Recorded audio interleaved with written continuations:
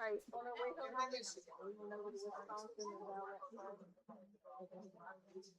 Last summer when we left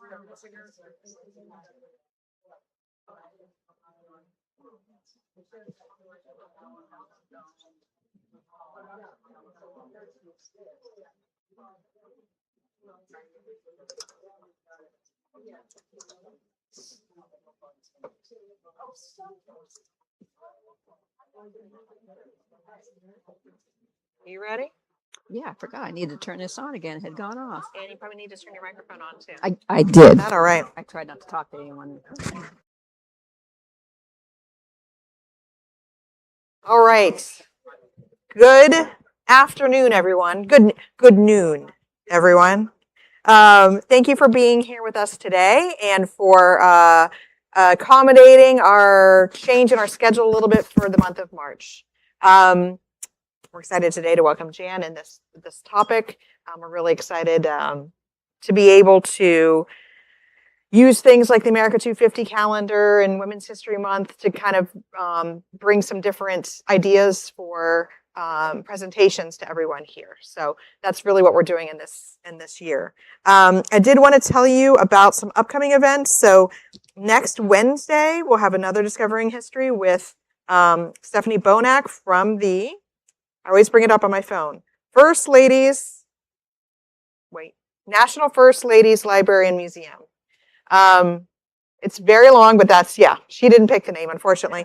So she's going to do 2 presentations to Marietta next week. The one that will be here is on First Ladies in the Gilded Age, and that one's free, part of our series.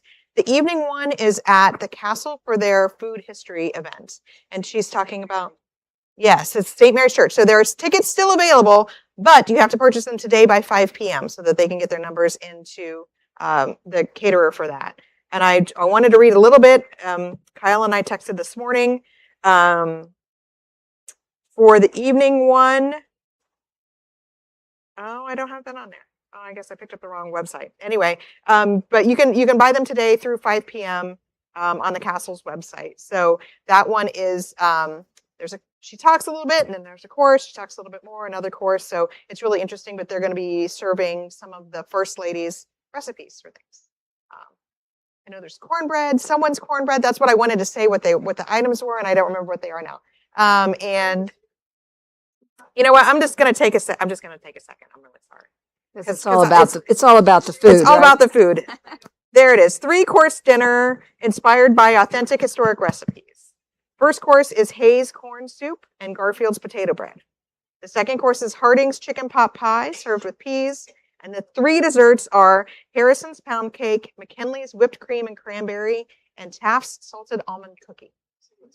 That's why I wanted to say that to everybody. So again, if you want to get those tickets, get them through the Castle through 5 p.m. today.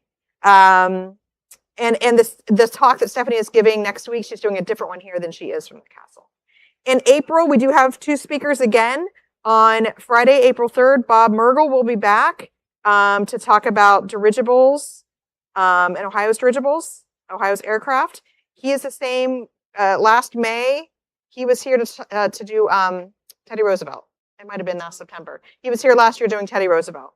And then on Friday, April 17th, Rick Sheffield, who is an author, his newest book is called False Promises, The Struggle for Black Voting Rights in 1800s Ohio. And we'll also have that book available in the gift shop. So that's for April. One other event I want to tell you about is called the Showcase of American History and Arts. Some of us in this room are former or current members of the National Society of Arts and Letters. A few of us. And our regional group of the National Society of Arts and Letters is sponsoring this showcase for students to link history and arts together. So if you know a young person who can, play something patriotic on the piano or sing something, recite some poetry, their own or someone else's poetry, that's what this is all about. There are links on our website. This is what it looks like, Showcase of American History and Arts, to get them to enter. And I believe the ages are, I'm going to look at the ages real quick, between 8 to 18, okay? So any young artist in our region who might want to do that. And then what's going to happen is that'll be Sunday, April 19th, out in the main area. So we'll have them all performing throughout the day, and if they have something like a painting or something they've done that will be on display that day. But if you know young artists, please get that in front of them. Okay? All right. And so today, sorry, thank you for letting me make other announcements. We have such a great group that's always here and very engaged. I was speaking not long ago with one of our past presenters, just happened to be in a conversation, and they just said how great our audience is and that you always have great educated questions. And so this topic today that Jann's talking about, we've talked about some different things as we were going through the 1938 exhibit that we're putting together, and we're just really excited to be talking about the allegorical heroes influencing the nations. So without further ado, please welcome Jann Adams. All right. Thank you, Erin. And welcome everyone that's in the room here and those people who are watching by Zoom. Glad you're there. Yeah, how many people? Always one. Oh, okay.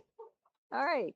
So maybe it's confusing, the allegorical figures. What is an allegorical hero, figure, or character influencing our nation? Really, it's these are about myths, who touched our lives, whether you know it or not. And then we build up memorials to honor them, and they're still around. A lot of them are still around. Some of them have passed on, but we have to remember that they're not really real. So they didn't really pass on. They just sort of faded away. So who are they, or who were they? And does anyone know who belongs to this I? Looks familiar. It's very familiar. All of you know this person. The illustrator who came and who did the larger picture of this, actually, when he updated this character, he went to his bathroom mirror and he looked at himself in the mirror and thinks, I think I'm going to make the character's eyes like mine. All right, so do you know any allegorical figures? That's a good guess, but that's not, yeah. Uncle Sam. Who said that? Uncle Sam. Yes, that is the eye of Uncle Sam. Yeah. Now you see. All right. So this is an overview course because I could go on about this individually, but we're going to look at actually 3 allegorical heroes, figures. The Columbia, Lady Liberty, and Uncle Sam. There's a famous picture of Uncle Sam. Statue of Liberty, I'm going to probably refer to most often as Lady Liberty, because that is how she is still around. I know you know the first 2. Is anyone familiar with Columbia? I know. The poor woman, and she was around as our national symbol for over 100 years. Yeah, so you're going to learn about her. Now, I'm sure the young people in the back never heard of Columbia, but I hope that you've heard of the other 2, maybe? Okay. And we have some students with us today, so that will be nice. All right, so let me define allegory so we know what the whole topic is about. Allegory, the definition could be a story in which the characters and events are symbols that stand for ideas and particular aspects of people, nations, and events or places. These characters or figures can personify the ideals such as liberty, freedom, justice, and many other kinds of American values. Let me back that up. Not American values, just values that people hold. All right, so that's what allegory are. These are symbols of those things. Why would we want to have these allegorical figures? How did they come up? How were they? And every nation, almost every nation in the world has their people. There are people like this. So I thought I'd list a few ways. So one is nation building and promoting national identity. And as a new nation, the United States needed to develop these strong, accessible symbols to promote the identity. Because imagine that after the American Revolution, who were they? These were diverse people from different places, mostly Great Britain, and there were still people here that weren't patriots. They were loyalists the whole time to Great Britain, but now they're absorbed into this community. What is the new United States? What's it going to be? What's the feeling going to be? Also, this was during the Enlightenment period or just after.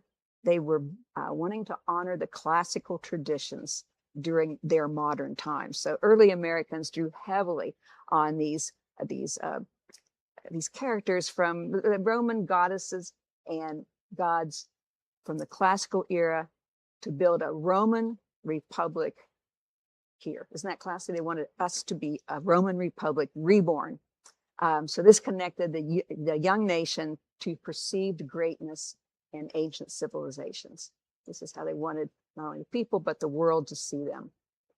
Also to have shared concepts. Allegory allows authors and artists to describe complicated political, moral, and philosophical issues, such as justice, equality. How do you promote that? Not just by words, but by sight. And remember, there's no TVs, radios, or fast communication systems. This is all really the work of artists and writers as they would appear in newspapers and posters and leaflets. Another reason we had them is to teach civic values. Heroes are used to teach moral lessons. I think of George Washington a lot about that. To teach moral lessons, expectations for citizens, and to cultivate a group sensibility about that. And of course, to unify the people and to promote patriotism. This is the job, the service of allegorical heroes or figures. Now, while we're on sort of just a page of words, which would be not very common in today's program, we need to talk about myth making, something else that happened early on. And as a part of this allegorical story is myth making about the founders. Because historical records of figures like George Washington and those founders, it was important that, we see the best of them. Not we, but back in that day to promote unity. We wanted to see the best of them. So their records were sort of cleaned or sanitized.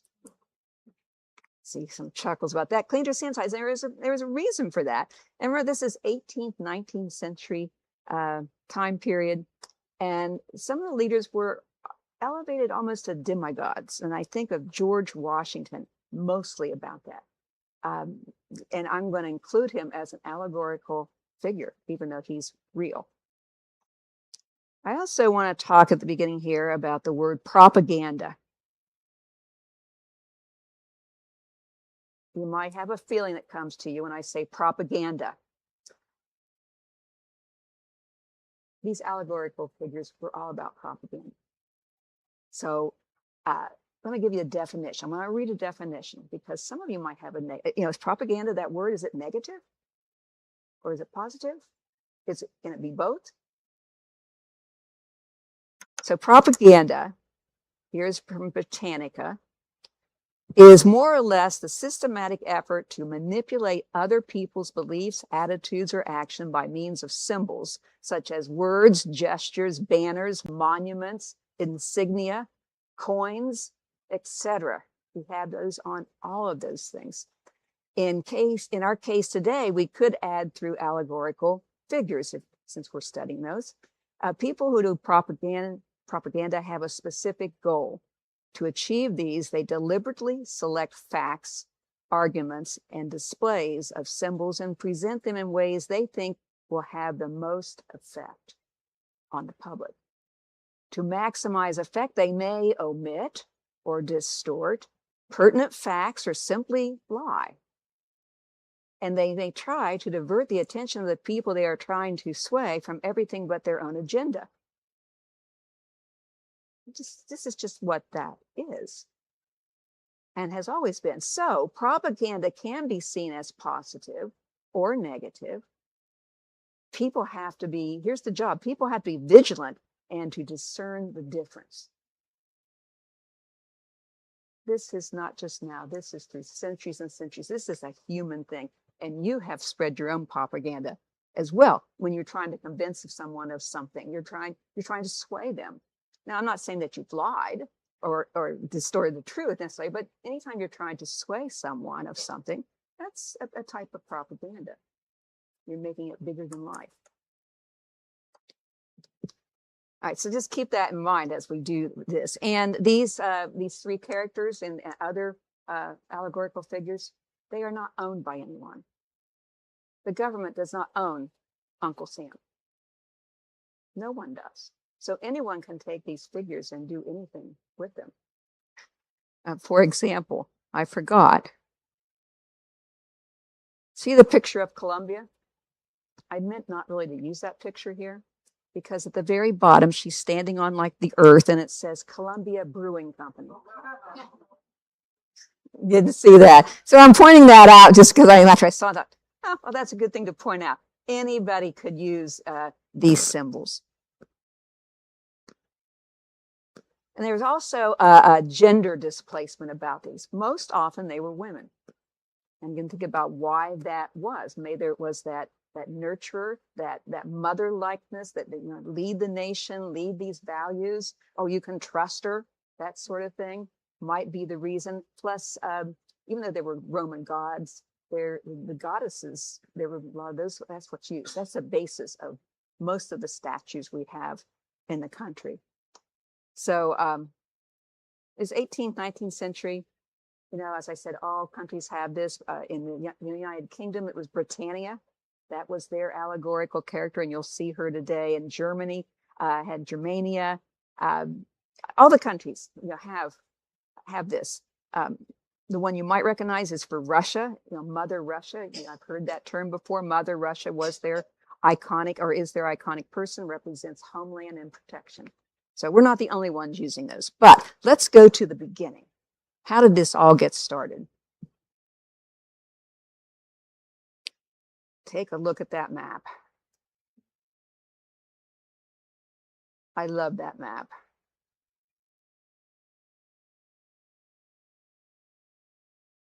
(1507) is what they thought the world looked like at that time. So Columbus first landed in this part of the world in 1492. No, he did not land in 1492 on what would become the United States. He did not discover America. He thought it was Asia. It has nothing to do with the United States. And there were people here. You can't discover something where there's already a culture happening. But so that's my thing about him. So he came, and word doesn't travel fast. It takes a while to get the word back to Europe, what's going on here. And I know you've all heard of Amerigo Vespucci, and that is how we get the name America, because he was an explorer and he would send information back, not photographs. Remember, no photographs. It's what he said. And then artists would take what he said and draw the pictures and then promote those to the people. And that would be the image that Europe would have.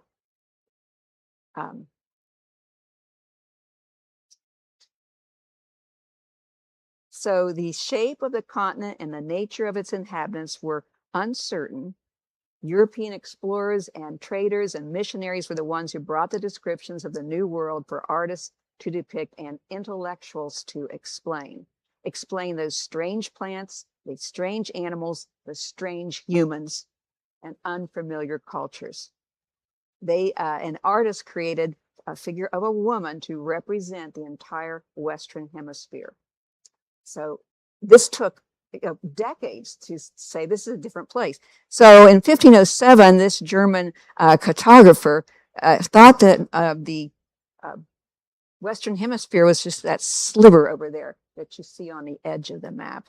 But there's excitement was growing because now are there 4 continents? Because the world just thought there were 3 continents.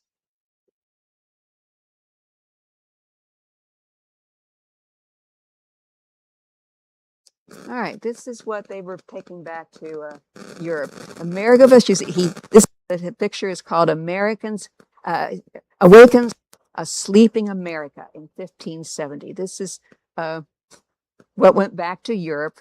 This came out through the artist. He is Vespucci is holding a staff with a flag on it, showing Christianity, and he's bringing it to this figure in the middle, a nude woman, because they thought it was interpreted as quite barbaric, but that the female seemed to be the leader. And so they started naming that female America. She becomes really the first iconic symbol. And there are different animals around, strange animals, and you can't see this, but in the background there's a bonfire going on, and they're roasting human parts. That was the image going back of what the culture was like. On the right is sort of a larger picture of her, and she became known as the Indian princess. America becomes the Indian princess. And I had to put this picture on the left. Again, no clothing. But she's riding an armadillo, as if that was a normal scene in Europe. So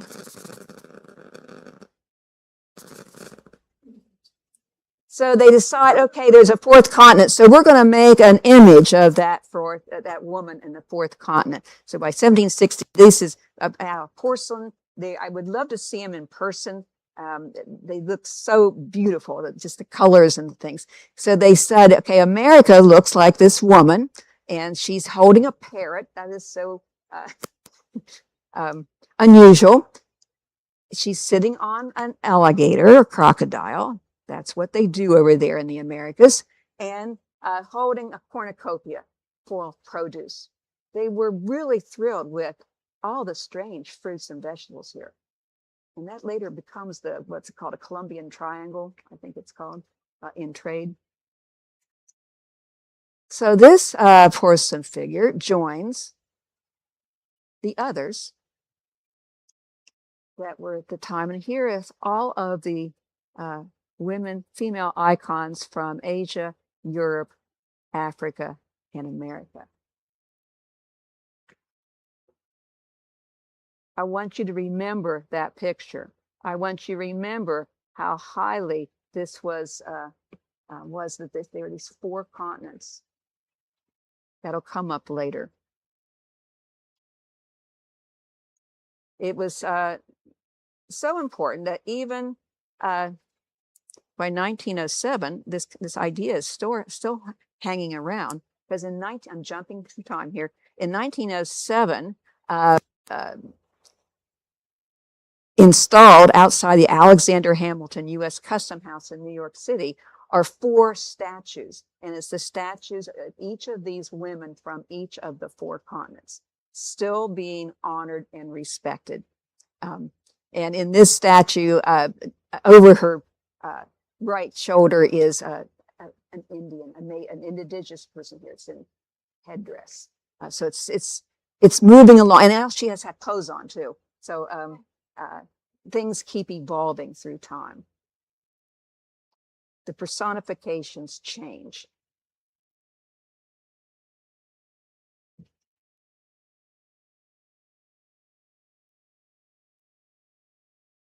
So on the left, we have the emblem of America.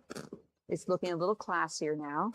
In the center is sort of a closer up look of that America as the Indian princess. It looks a little more dignified, right? And then we're going to step really up in time to the picture on the right. Now it says Europe, America, 1804. 1804 is when that picture, the art piece was done. But it actually is capturing something just after the American Revolution. On the right is the now America, who looks in a classical robe. Things have changed. We've put the Indian princess is now in a classical robe. See how that's changing? All right, she has a headdress. She has the flag. Here's the pond, the big pond between the Europe and America. And then here we're introducing a character for Europe, the allegorical character Britannia for the United Kingdom. And finally, this is a big deal because it means that the United Kingdom is recognizing the United States, after the war. And who's over here in the corner? George Washington. We can never forget George Washington. So things are changing.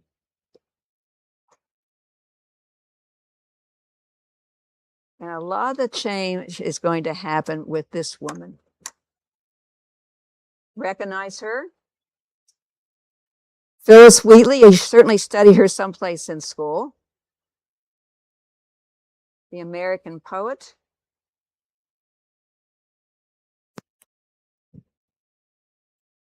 She came to the United States at the age of 8 or 9, an enslaved child. She was purchased by Mr. Wheatley, who was kind. She became a servant in the house, a servant particularly to his wife. His wife recognized that, oh, this girl is gifted, and they educated her like any daughter that they would have had. And indeed, she was brilliant. She traveled with Mr. Wheatley to the United Kingdom.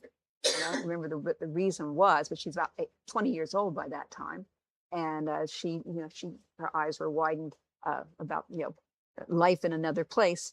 But one of the reasons she went there was to have a book of poetry published.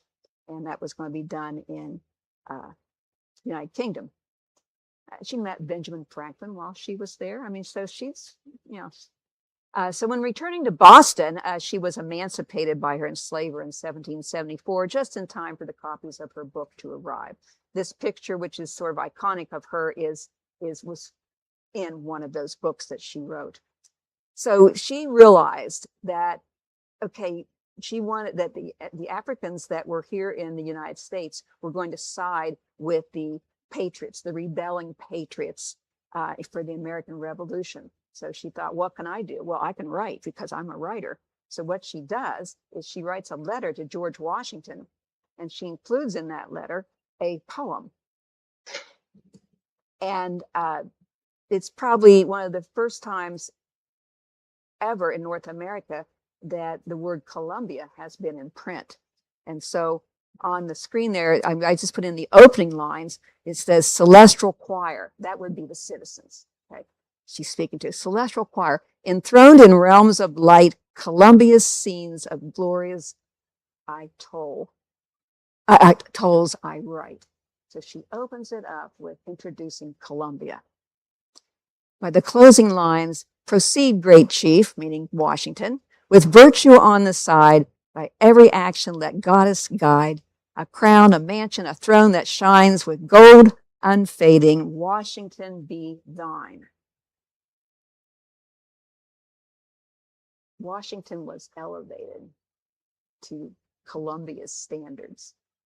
And this poem, George Washington was too humble to do anything with the poem, but it escaped his grasp, and it got into the hands of people. It was published many, many times, and it spread throughout the new United States. And this is the introduction then of Columbia. And as Washington is sort of godlike, the vision of the indigenous princess disappears. And it's all about Washington after that and Columbia. The painting on the left is a well-known painting called America Guided by Wisdom. And this is where the transition really happens, because some people refer to them as then Columbia. So she is dressed in pristine white and draped in the stars and stripes. Columbia displays the virtues that white Americans sought to claim as their own. This is in this painting. Let me read to you a description of the painting. It was put out in 1815. It's an allegorical print, shows America as a woman in a Grecian dress and a helmet, just like the Roman deities Minerva. You're going to hear Minerva lots of times. And she symbolized wisdom, commerce, and agriculture. To the right is a triumphal arch celebrating victories during the War of 1812, and a statue of George Washington on horseback. See him in the corner right. A beehive and a cornucopia to symbolize industry and prosperity. In the foreground stands Minerva, the Roman goddess of wisdom and many other things, pointing to the shield bearing the arms of the United States and the inscription that says Union and Independence. The shield is held up by a seated woman of classic beauty, a headdress of dark hair and a flowing dress and cape. Contemporaries refer to her as America, but she's also portrayed as Liberty and Columbia. So there is the transition.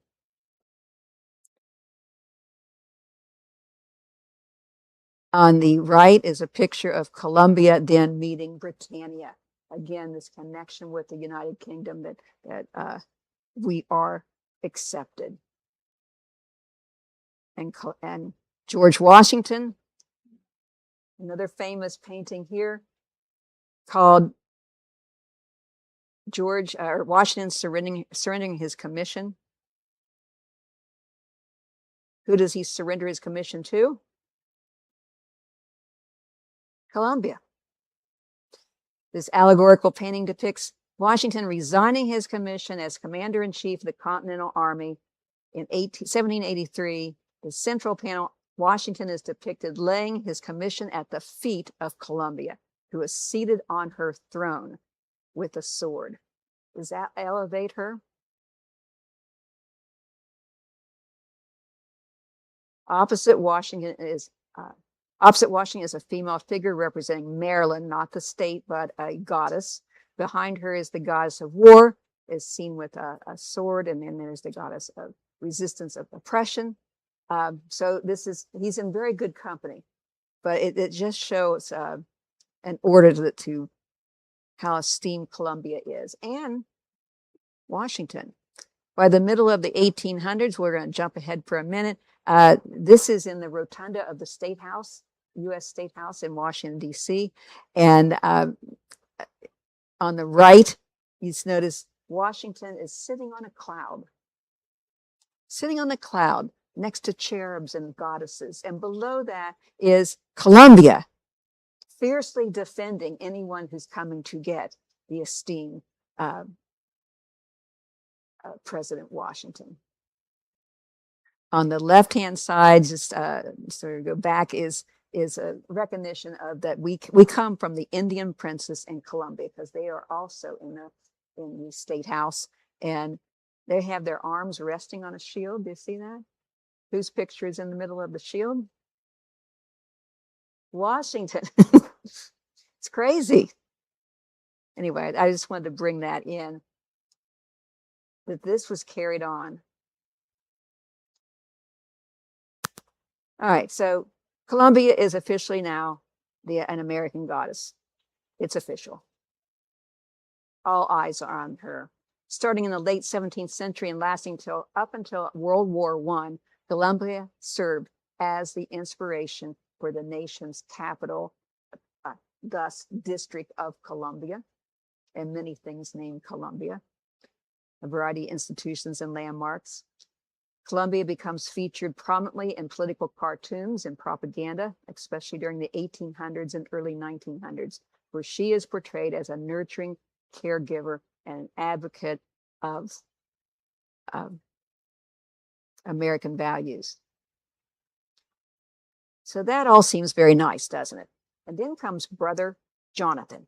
Who has heard of Brother Jonathan? I had never heard of Brother Jonathan. He's also allegorical, but this is how he was described from many sources. Brother Jonathan was described as young, rustic, brash, ill-mannered, ill-spoken, a braggart, a ruffian, a bigot, sly, cunning, and a trickster. How would you like to be called all these things? And he was from New England. After the Revolutionary War, Brother Jonathan rose as a personification as the everyman. He was the everyman in America, and he had led America to victory, and his job was to untangle this new country from the shadows of Great Britain. That was what he thought his job was. And obviously, whoever was hiring the artist to do these political cartoons, that's what they wanted to convey. And so he became a wartime mascot, embodying the upstart energy of the early United States. And so let's look at these three pictures here. As he grew, he also became a strong proponent of the Know Nothing Party. course, now when I say he became, the Know Nothing Party took him on to say their propaganda. The Know Nothing Party did not like Catholics, and so this is an anti. Here's the Pope, and here's Jonathan, Brother Jonathan, saying, we don't want you here. And he also wanted to make clear he is fighting. He's always fighting. One person he was fighting was John Bull. John Bull was the allegorical character from Great Britain. He wanted to eradicate anything from Great Britain. So he just thought he was the king of everything. Here that's hard to see, I know, but he has stretched from one side to the other side of the known United States. He was also opposed to African Americans. He actually had said this ballot box was dedicated to the white race alone. So he never took off too far because he was getting, he was a regional character. He was still a regional character, and no self-respecting Southerner or Westerner truly wanted to identify with him. So he was not a figure who could unify the nation. So he sort of went by the wayside. But this is also the beginnings of a character that's going to come to be. This is sort of the birthplace of Uncle Sam. Right? Not that Uncle Sam will ever be personified in that way.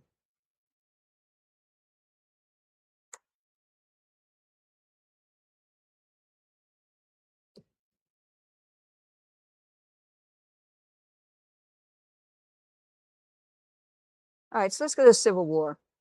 This will be very war-oriented. So Columbia in the Civil War, she was basically supporting the Union, okay? Supporting the Union. And she's here with Abraham Lincoln, and she goes to see him and says, Mr. Lincoln, give me back my 500,000 sons. So she's on his case to draw this to a close. He's also supporting here a black man who is injured from war service, and here is a Union currency, and she's on the picture of the Union currency. But up here is Confederate currency, and she's on there. They drew her image for them. It was just in the beginning of the war days, and then they dropped Columbia. You could see that writing on the wall that was not going to be who they wanted to have.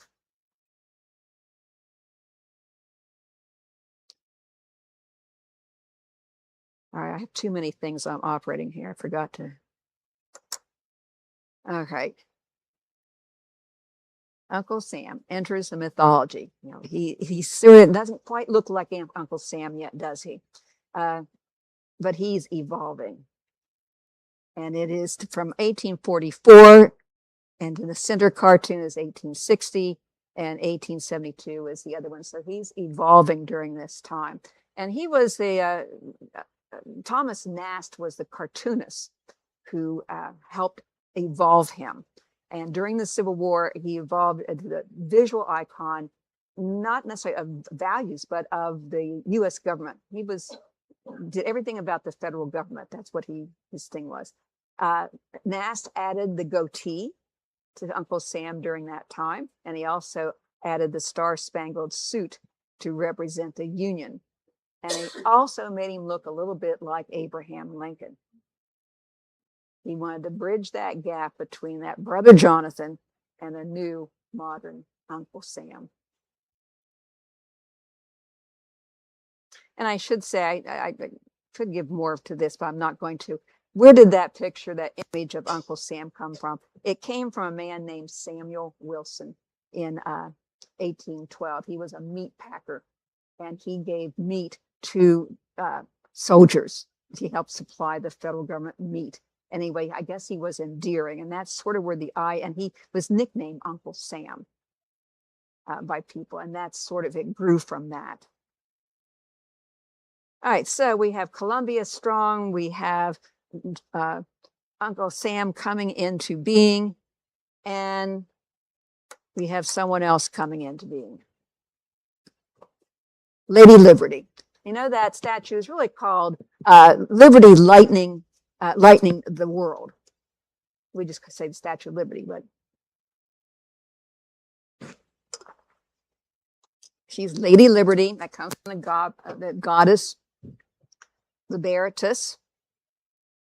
I love this image on the left because that is a painting of the day it was dedicated in the New York Harbor.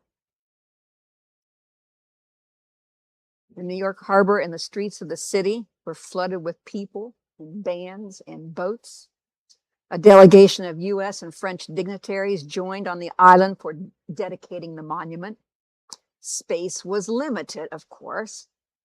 However, it was quite noted on the streets and in the newspapers later that there were no blacks and no women invited to the dedication or to be a part of the delegation, except for 2 French women, which happened to be the granddaughter and the wife of some of the French dignitaries.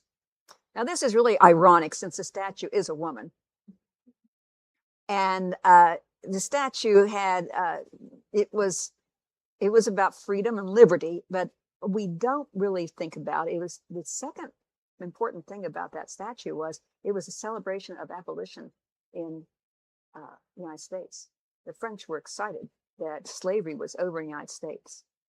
So there we have no blacks, no women, of something that really was supposed to depict that. But there was an organization of women, a suffrage association in New York that said, well, we won't stand for this.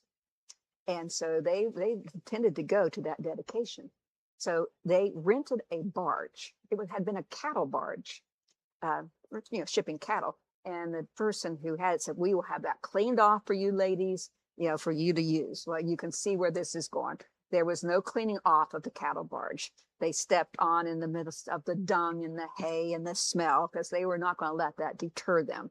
And yes, the barge did go right up to the island, and they had their banners and their flags and their voices carried over to that dedication. So they made their mark.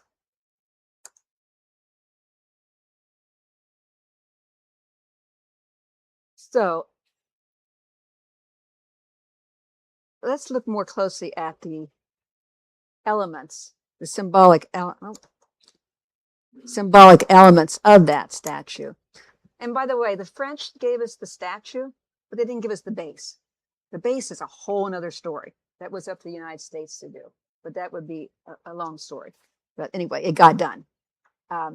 So the torch represents the enlightenment and lighting the path to freedom. The tablet that she's holding represents the Declaration of Independence and says on it is inscribed July 4th, 1776. And the crown she has 7 rays to it, signifying the 7 seas and the 7 and continents. And what we don't see and what a lot of people don't know is there are at the feet are broken chains and shackles you see from the middle photograph. And it's located at her feet and symbolizes the end of slavery and oppression. So more about those chains. Let me read this. The gift was intended to celebrate the abolition of the U.S. In 1870, a noted French abolitionist met with the sculptor and the engineer to design the grand gift for the United States. It would be a symbol of friendship between the nations, we know that, and a celebration of the U.S. End of slavery. I mean, it's ranked up there together. At the time of Lady Liberty's dedication, many African American newspapers commented on the American hypocrisy they saw represented by the statue. Jim Crow laws in the South and tactics in the North denied African Americans the equality, justice, and liberty for all that our nation purported to uphold. The design of Lady Liberty it was originally designed actually holding the chains, holding broken chains in her hands. But later it was deemed that maybe that might be too controversial. And they put the broken chains at her feet. So much so hidden that most of us never knew that. propaganda is odd, isn't it? And how is it that that was so forgotten? Someplace along the line, it was, I think, probably very intentional. But anyway, just be careful. That's our job. It's all right that people do this. All right, let's talk about controversial. How many of you are familiar with that painting?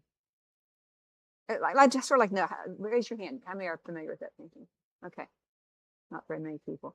When I was going over this, preparing for opening this class today, our Zoom master over there said, oh, yeah, she recognized that right away. And of course, that she took at Marietta College, they had a whole class just on this. Yes, so it was not popular at the time, and it hasn't been popular since. It is actually taught in college classes and high school classes that this is expressing manifest destiny. Now, if you don't know what manifest destiny is, here is a definition. The belief that American settlers were destined to expand westward across the continent, linking east with west. The idea was to expand its dominion, spreading democracy and capitalism. It was with the moral assumption that the values and virtues of the believed unique American spirit would be a success in this mission. Of course, you might say it was a success, but there was a fallout from this, because in reality, the land west of the Mississippi River was occupied by millions of indigenous people. And there were trade relationships, there were treaties, but Anglo-Americans were seeing, this land out here, this is great to do something with, the enterprise that could happen, the uniting of coast to coast. It was not initially popular, but gained traction through reprints as a presentation of expansion. It was featured in travel-related publications. That is, that spread it out. That was that's how it got started. He was asked. John Gass was not an artist. He was actually a printer, more of a lithograph, and he did some commercial art. And so you can see that artistically, this is not a work of art. It sort of looks elementary, doesn't it? Yeah, let's put some trains in. Let's put some, the next picture actually is a little better. This is exactly what the original looked like. So we have trains, stagecoach, settlers. Oops. So you can do this, huh? I touched it. Touched it again. All right, same picture, but down at the bottom in the dark area, see, this is light, light illuminating the world. In the dark area are the Native Americans fleeing, animals fleeing, and in the middle we have Columbia, and Columbia is carrying the Bible. Now, some people just call her a white angelic figure. Other people call her Columbia. And in her hands, it looks like a lasso. That was actually telegraph wires, because you're going to string, technology. So anyway, it was not well received at all.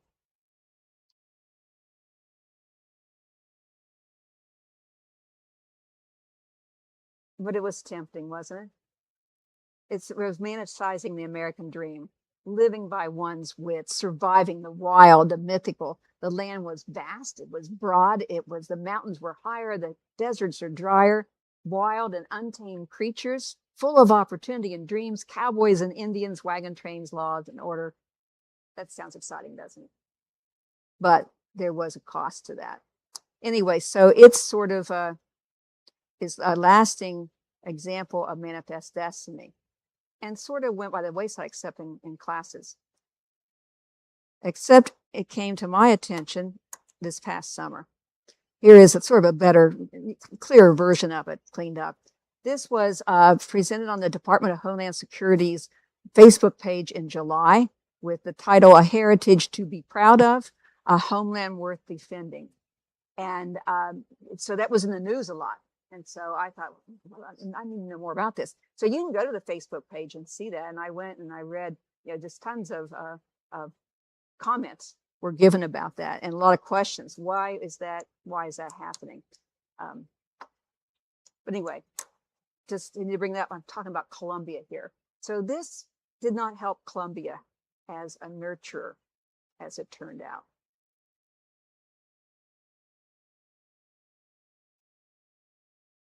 Okay, let's move to 1893 World's Columbian Exposition. And Columbian can stand for the United States in this idea. You see on the left, there's Columbia and Uncle Sam together, very strong. Both of them are still the icons. And on the right is a ship, a statue that was built as a part of the display in a fake pond. Okay.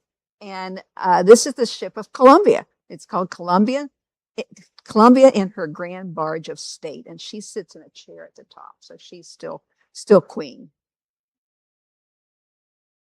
I'm going to skip this slide because it's sort of a recap of some things about all these things that were happening. Here is 1899, Uncle Sam over time, and it's not really Uncle Sam over time, it's the United States. It says a lesson for anti-expansionists. Now, there were so many immigrants coming to the United States from all over the world, from Europe, and they were being welcomed and jobs and all this stuff, but what to do. And then some people said, now we got to slow this down. This is not who we are. But this cartoon says, yeah, I think it is. Look what we've grown. We've grown. This is a natural progression.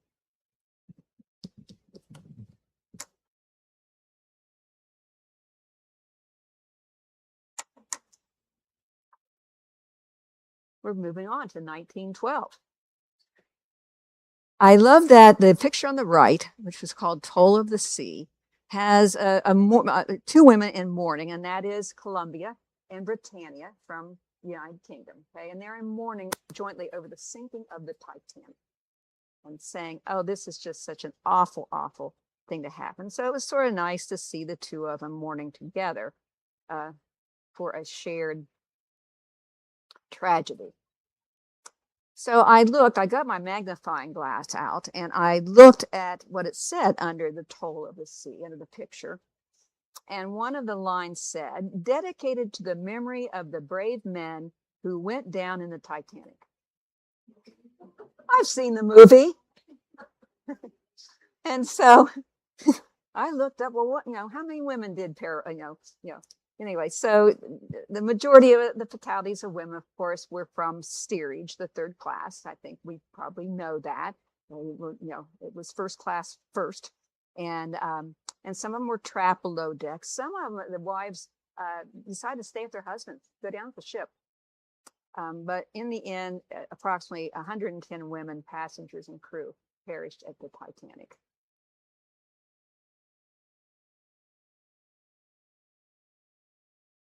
World War I. Columbia is blossoming. She is all about business of getting people to support the war. The poster on the right is from the American Field Service, and it's to attract women. It says, "Can you drive a car? Will you drive one in France? Immediate service at the front." Well, that sounds great, except women weren't allowed to drive the car in France. It was just a gimmick, propaganda to get them go. And I'm sorry that the dress like that, the front wouldn't be very practical.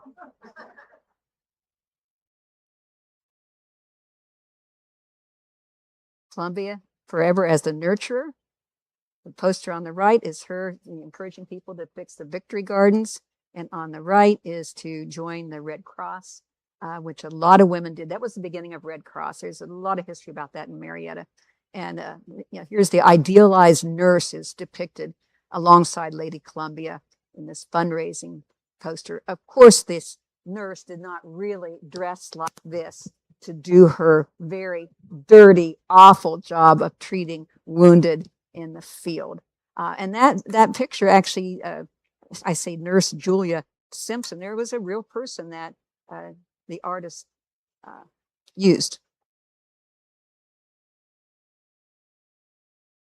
And here is a little local interest. Again, these wonderful posters about joining the course that we needed to follow. But this was the work of Howard Chandler Christie, who is an Ohioan, who was from, I think, Morgan County, just north of and he had a series of posters, and he had some allegorical characters, the Christie Girls, which were very much like Columbia.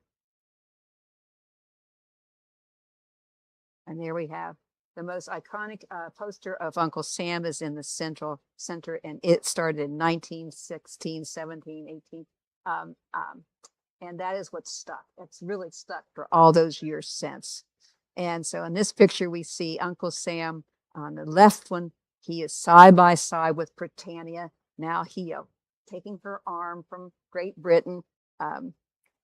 And on the right-hand side, at first I thought, this black and white picture, he looks a little paternal. He looks aged. And on his sleeve, it says public opinion. Now, what is he saying to that nurse? That poster is actually called, "If you are good enough for war, you are good enough to vote." So that was supported by the National American Suffrage Association to do that. So remember, anyone could use these characters. And it was in 1920 that the 19th Amendment was passed to give women the right to vote.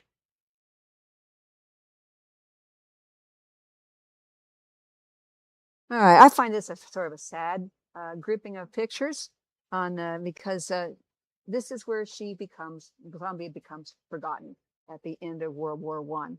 Is that on the left there is Uncle Sam now sort of looking down at Columbia that is looking down like she's on her way out. It's like he's saying to her, "Lady, it's time to retire.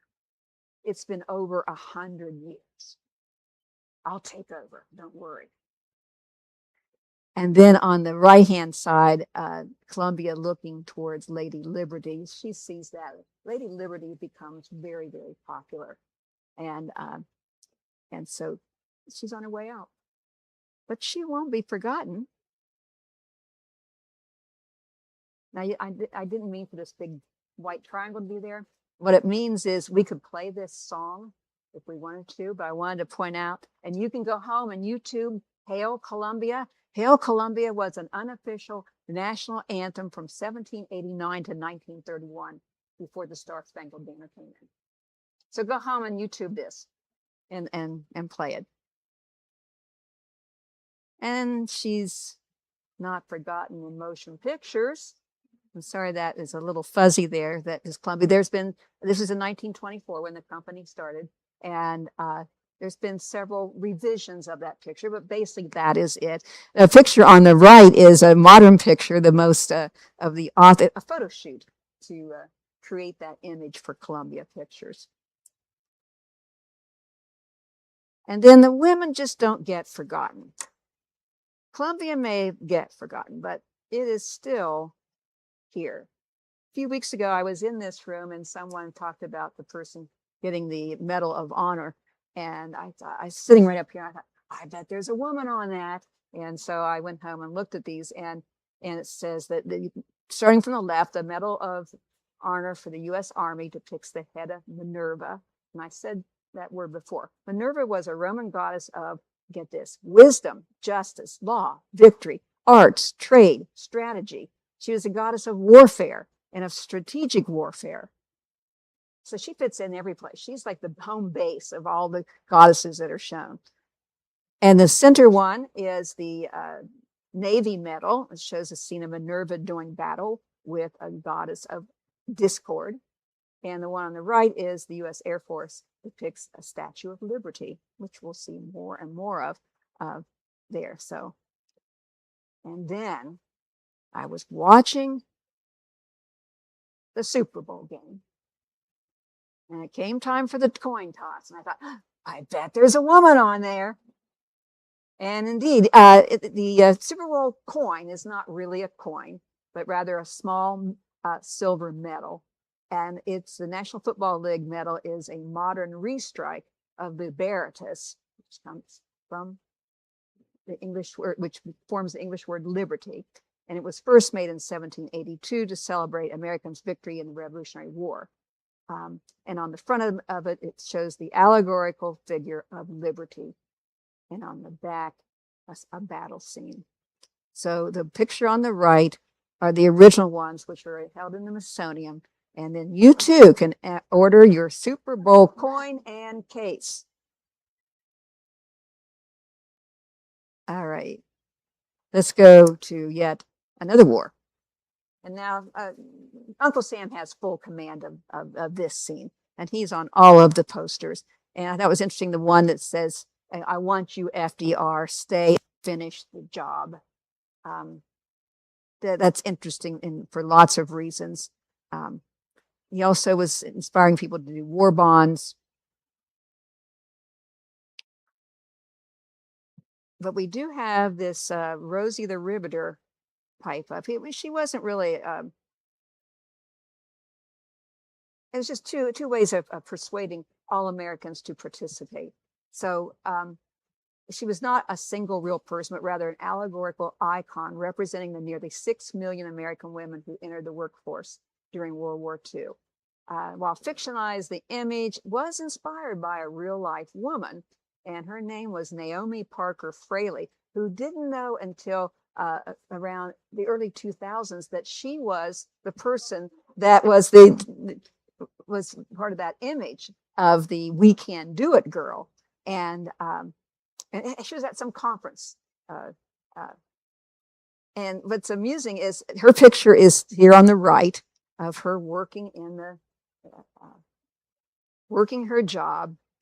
And amusingly, when that portrait was taken, the picture taken, that Rosie did it all in heels. Fraley was wearing a nice pair of pumps beneath her overalls. She is still living. She's 90-something. But there is a sort of a shape-shifting here of Uncle Sam. The Vietnam War era, we know that's more our era here, most people in the room, except that young group there in the back. And it was a shape-shifting. It became the spokesman for the federal government, but also the state to the voice of protest. During the Vietnam War, bandaged and bleeding, he wanted out. So the two posters, the big one, the black and white, says, I want you, which we would expect it to say, right? I want you. Join the American Revolution. Resist the draft. And the colored poster, actually, you could use with your black light. I'm sure you all have these in your closets at home. And it says on each side of the Uncle Sam figure, one is of soldiers marching and the other is pointing to a cemetery. So again, remember, Uncle Sam, we think is almost like hired by the U.S. government, but yeah, anyone can use Uncle Sam.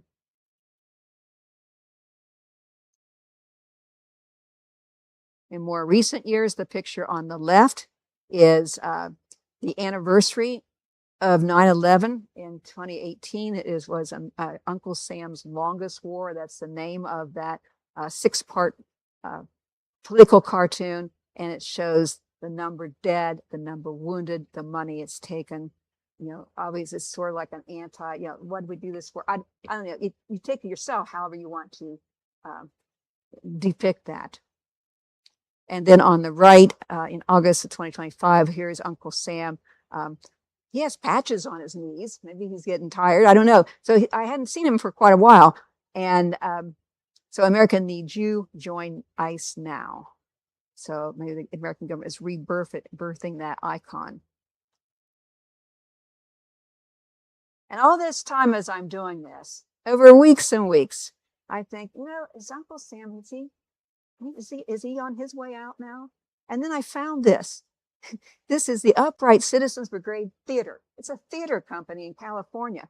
That they must have been thinking the same thing, because they are advertising. It says, Uncle Sam is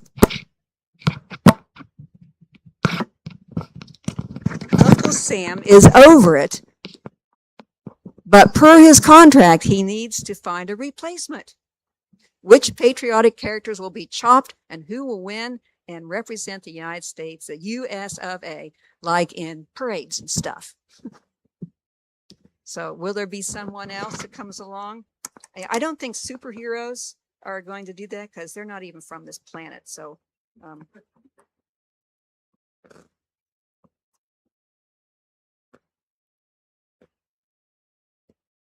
we cannot forget about this allegorical symbol. It's probably been the longest lasting since the very beginning. The American bald eagle. It is on the Great Seal of the United States here. I think it's a forever symbol.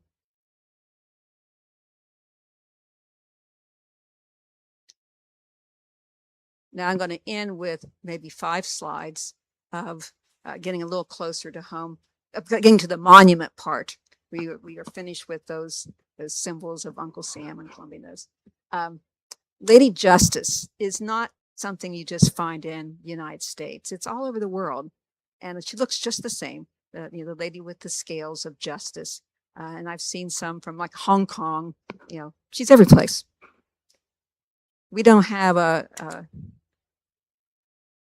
corner on the market of these Roman goddesses. And so in the middle is the U.S. Supreme Court. On each side is a county in Ohio and how she's displayed in front of their courthouses.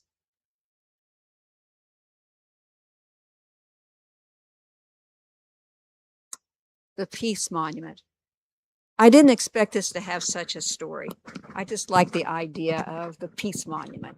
And this was put into Washington, D.C. at the Capitol in 1878. Now, there's a long story before that. I don't know how you did this. I was told it. So the Peace Monument was also known as the Naval Monument or the Civil War Sailors Monument, commemorating the deaths of Union sailors. So at the top of this monument, of course, they're not men, it's women. There are 2 female figures, robed female figures. One of them is called Grief, and she holds her covered face against the shoulder of the other goddess, History, and weeps. History holds a stylus and a tablet that is inscribed, "They died that their country might live." Near the base of the monument is a female figure named Victory, and she holds a high laurel wreath and an oak branch, showing strength. At her feet sits the infant named Mars, the god of war, and the infant named Neptune, the god of sea. You just can't get enough of these in a statue, can you? Now, the opposite side of this monument is not shown in the big picture. So the smaller picture there shows the peace, actually the peace person facing the Capitol. The classical figure named Peace, draped from the waist down. For some reason, this one lost her shirt, but and below are the symbols of peace and industry.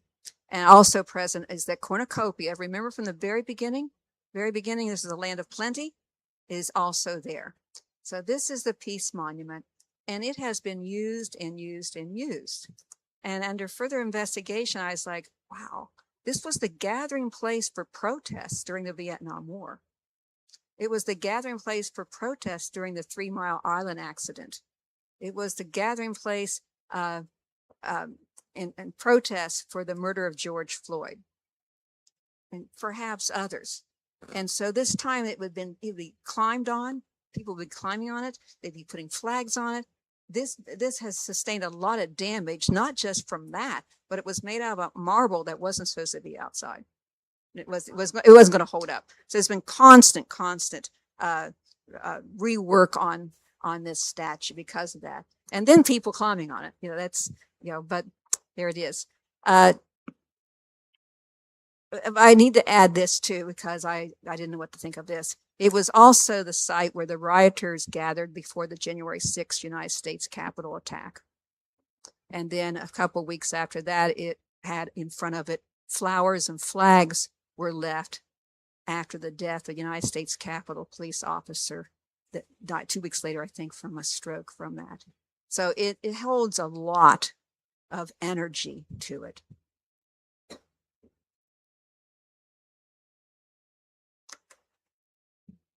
Another Ohio allegorical monument is the Guardians of Traffic in Cleveland. How many people have seen these? From a distance, they're pretty big. And they are the guardians that tower over the Hope Memorial Bridge. It's an Art Deco style architecture, a little different than the classical. And these giant structures have guarded the east-west traffic since 1932, and to typify the spirit of progress in transportation. So we're not talking about values and virtues, we're talking about transportation here. It was carved out at 43-foot tall slabs over local Berea sandstone. Each guardian holds a different vehicle in his hand, representing ground transport, from a stagecoach, covered wagon, automobile of the 1930s, and 4 types of trucks. And it's supposed to be Egyptian revival style. And the intention was to unite the east and west sides of Cleveland over the Cuyahoga River. Now you can see that on the right is the big guardian, and on this side, I don't know if you can see this from where you are, it is a close-up of one of the statues holding a stagecoach, and there's people, there's men all over it. That's because this statue was built by the Italian Sons and Daughters of America. It's an organization, and they are still an organization in Cleveland, and quite proud of their work in providing this statue. Now, there was a reason why I squished this guy in here, because do you recognize this? Yeah. When the Cleveland Indians baseball team renamed their team, over 1,000 names were submitted, and they chose the Guardians. These wings back here are the wings that come off the Guardians. I love when I find things like that. That is just like so cool. All right. Before I go to the next one, I want to catch up. But I want to make sure what that next one is going to be. All right. Comes up as an allegorical statue all the time, and that in Columbus, it is called "These Are My Jewels." A little bit different.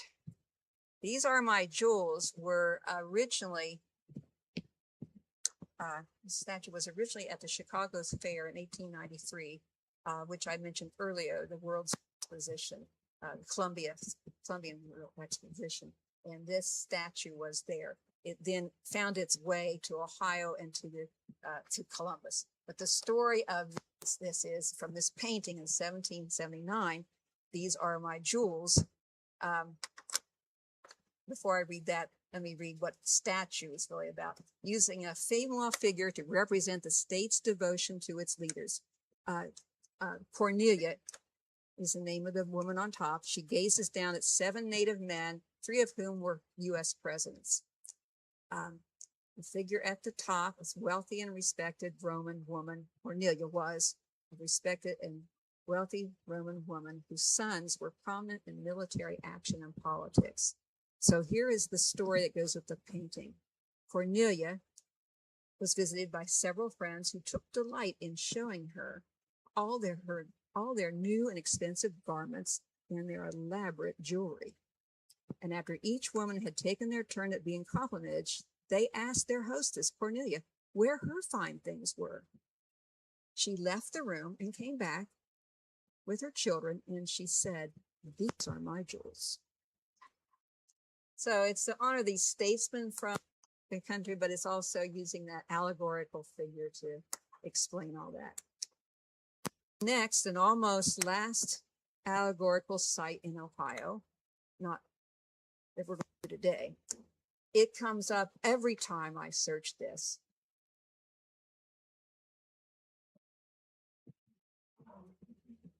This is pretty important. This is pretty important, and it's right here in our town. The start westward of the United States, after put in 1937, to celebrate the Northwest Ordinance in the Northwest Territory. The sculptor was Gutzon Borglum, and he he didn't actually chisel away there in the park. He sent a model. And then when he came later and saw what stone had been chosen here, he was very upset. In fact, he did not come to dedication. He says that will be gone in 3 generations. And regeneration here. I mean, there's been lots of things that have happened. That monument is going away. It's ending away. At one time a head fell off, and faces are sort of scary. But anyway, this is a big deal, and it's under a tremendous amount of discussion in Marietta for the last few years. And but it's honored within the United States. And when I think of the important documents of the United States, I think of the Declaration of Independence, the U.S. Constitution, and then the Northwest Ordinance. We're pretty important. So I encourage you to check into the latest happenings about this monument.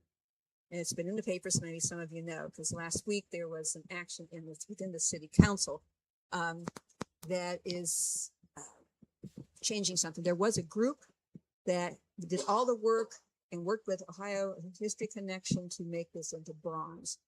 They had determined that it could not be saved as a structure. It had to have a building wrapped around it. I mean, lots of money. And they've been working with Ohio History Connection, used funds. And so a bronze statue is going to be made to replace this. I shouldn't say replace it, because as of last week, now this one is going to be kept as well. And it just seems like all once this happened. So there'll be more discussion about this in the park. So I urge you to participate in your local government and see what's happening about that. All right, last Ohio monument I'm going to talk about, because I love this. I knew from the very beginning I was going to use this last, but you can't get any better than eternity, can you? Fountain of Eternal Life in Cleveland. And I'm going to talk about each of the picture. I'm going to read about this, because I first saw the one on the left, of course, and I thought, well, how unusual. That is really unusual, because you can't see the face of the character. In this case, it was a male standing on the earth. And then I found the picture on the right, which shows an aerial view of it. So it's in Cleveland. It's a symbol of constant effort for peace, the fountain of eternal life, sometimes referred to as peace arising from the flames of war. It represents a man escaping a pillar of twisting flames that burst from the earth below him, stretching up towards the sky. The earth is banded with symbols and the zodiac within it, and is completely dwarfed by the man in his quest for peace. He will soar high for peace. Now, if you look at the aerial view, and before I read this, I want to call back your attention. Remember I showed you these 4 porcelain figures of the continents? Oh, way back then, in the beginning of time, so to speak.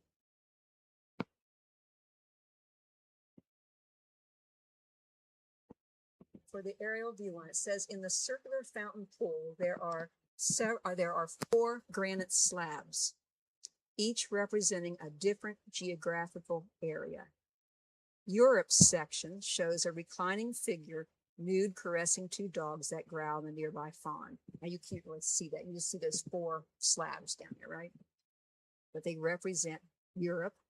The Asian section shows an elderly man in a traditional hat holding his ground against a couple of sea creatures. The African section shows 2 people praying and worshiping an elephant deity, while another man is in traditional garb, reclines, making a symbolic gesture. And finally, the American section shows an alligator behind the mourning men. A third man embraces the traditional Mesoamerican mask. All figures in all of these murals transcend time, signifying that conflict and struggle have plagued the world forever. It symbolizes man's immortal spirit rising through the thoughts and hopes of all peoples and civilizations above the flames of war and tribulation toward peace and eternal life. It is where we started with the 4 continents and the porcelain figures. And this is where we shall end in eternity. Thank you for attending the program today.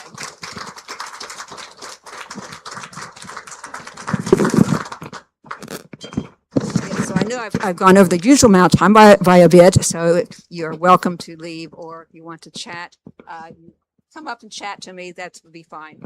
Have a good afternoon.